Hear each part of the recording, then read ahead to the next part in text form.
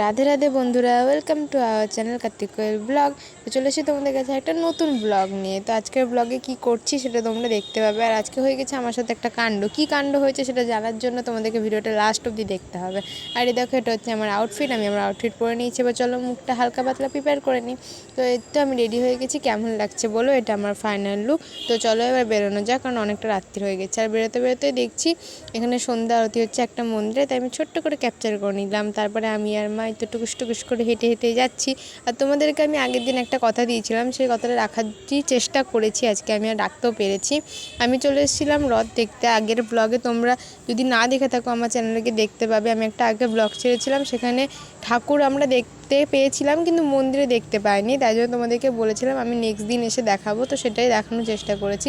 আর এই দেখো, এই তিনটে রথে করে এসেছিলো আমাদের জগন্নাথ, বলরাম আর সুভদ্রা রানী। তো সেই তিনটে রথ এখানে রাখা আছে। তারপরে এখানে ছোট ছোট লাইটের গেট করেছে, সেগুলোই দেখতে দেখতে ঢুকে পড়লাম। আর ঢুকেই যেরকম দেখিয়েছিলাম আগের দিন তোমাদেরকে কিছুটা দেখিয়েছিলাম, পুরোটা দেখানো হয়নি। তো এখানে বসেছে মেলা, বেলুন টেলুন, মানে অনেকটাই মেলা বসেছে, খাবারের দোকান বসেছে। তো সেগুলোই দেখতে দেখতে ঢুকে গেলাম আমরা। এই দেখো, এখানে দেখো কত সুন্দর সুন্দর মূর্তি রাখা আছে। তো এবার যাব আমরা ঠাকুরকে দেখতে। তো ওই দেখো সামনে প্যান্ডেল, তোমাদেরকে আগের দিন দেখিয়েছি আগের ব্লগে। তো প্যান্ডেলে ঢোকার আগে যেরকম জুতো খুলে রাখতে হয়, জুতো খুলে রেখেছি। তারপরে আস্তে আস্তে ভিতরে চলে গেলাম। এই সাইডে রেখেছিল কিছু কিছু ছোটো ছোটো দোকান ছিল। আর এইদিকে হচ্ছিল কীর্তন। আর এখানে হচ্ছে স্বামী প্রভুপাদজির একটা মূর্তি রাখা ছিল, যেটা তোমরা দেখবে আগের দিন ঘোড়ার রথে এসেছিলো। তোমরা আগের ব্লগটা দেখলে বুঝতে পারবে। আর এই দেখো আমাদের জগন্নাথ, বলরাম ও সুভদ্রা রানী, কি মিষ্টি লাগছে দেখো রাজবেশে দেখতে। আমি তো মুগ্ধ হয়ে পুরো দেখছিলাম, এত সুন্দর দেখতে, যে রূপেই দেখি সেই রূপেই পুরো মুগ্ধ হয়ে যায়। মানে এত সুন্দর দেখতে। আমি তো আধ ঘন্টা ধরে আমার ঠাকুরকেই দেখেছি। তারপরে এখানে দেখো কত লোক বসে বসে কীর্তন দেখছিল। মানে কীর্তন বলতে কি, ওইদিকে একটা স্টেজ করেছিল, ওই স্টেজে শ্রী জগন্নাথ দেবের কিছু লীলা কথা শোনাচ্ছিলাম, তো সেটাই শুনছিল। তারপরে আমরাও বসে বসে এখানে দাঁড়িয়ে দাঁড়িয়ে ফার্স্টে শুনলাম, তারপরে বসে বসে শুনেছিলাম। আর এত গরম পড়েছিল, মানে ফ্যান ছাড়া দাঁড়ানোর উপায় ছিল না। কিন্তু ওখানে ফ্যানেরও ব্যবস্থা ছিল অনেকগুলো, বাট স্ট্যান্ড ফ্যান, মানে কিছুজন পাচ্ছে তো কিছুজন পাচ্ছে না, এরকম অবস্থা। তো এই দেখো এখানে উনি লীলা কথা শোনাচ্ছিলেন, আর সেগুলো কত লোকে দেখো শুনছে। আর কি ভিড় ছিল, প্রচণ্ড ভিড় ছিল।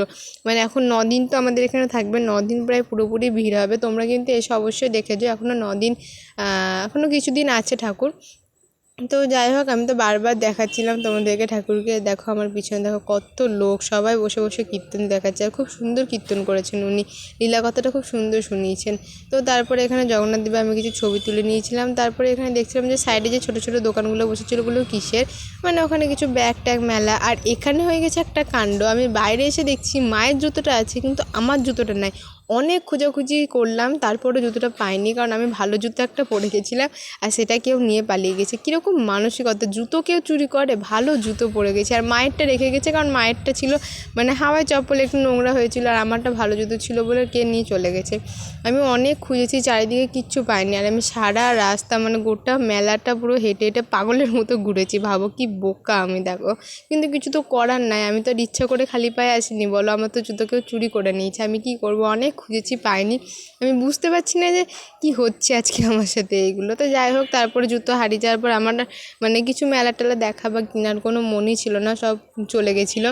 তো ঠাকুর দেখতে পেরেছি এই অনেক। জুতোর কথাটা আমি আশা করি ঠাকুরের মুখ দেখে ভুলে গেছিলাম অনেকটাই।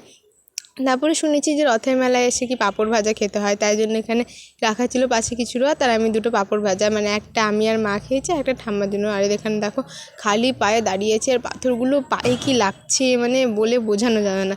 তারপরে এই তো আমি আর মা নিয়ে নিয়েছি একটা পাঁপড় ভাজা। মা আমাকে দেখো এখানে খাই দিচ্ছে। আর পাঁপড় ভাজাটা খুব টেস্টি ছিল, বাট তেলে একদম ভর্তি ছিল, মানে অনেকটাই তেল ছিল। তো চলো যাই হোক, টুকটুক করে পাঁপড় ভাজাটা আমি আর মা শেষ করে নিই। আর ঠাম্মার জন্য তারপরে একটা প্যাকিং করে নিয়েছিলাম, এই দেখো। তারপরে আবার ওখানে চলে গেছিলাম, কারণ ওখানে নাচ হচ্ছিলো, তাই জন্য। আর আমার নাচ দেখতে তো খুবই ভালো লাগে। আর এখানে না ঠাকুরকে ছেড়ে যেতে আমার একদমই ইচ্ছা করছিল না, তাই জন্য বারবার ওখানে চলে যাচ্ছিলাম আমি। আমার জুতো তো হারিয়েই গেছে, সেই টেনশন আমার মাথা থেকে বেরিয়ে গেছে। তারপরে আমি দাঁড়িয়ে দাঁড়িয়ে কিছুক্ষণ নাচ দেখলাম, মানে বেশিক্ষণ দেখিনি, কারণ অনেকটা রাত্রি হয়ে গেছিলো, 9:30 বাজছিলো, তাই জন্য। তো এখানে 2-3টে নাচ দেখার পর তারপরে শুনলাম নাকি এখানে প্রসাদ খাওয়াচ্ছে। প্রসাদ বলতে হচ্ছে তোমার পোলাও আর আলুর দম খাওয়াচ্ছে। তো কোথায় সেটা খুঁজে খুঁজে আমরা প্যান্ডেলের ভিতর দিয়ে চলে গেলাম। আর এই দেখো দাঁড়িয়ে পড়েছি লাইনে।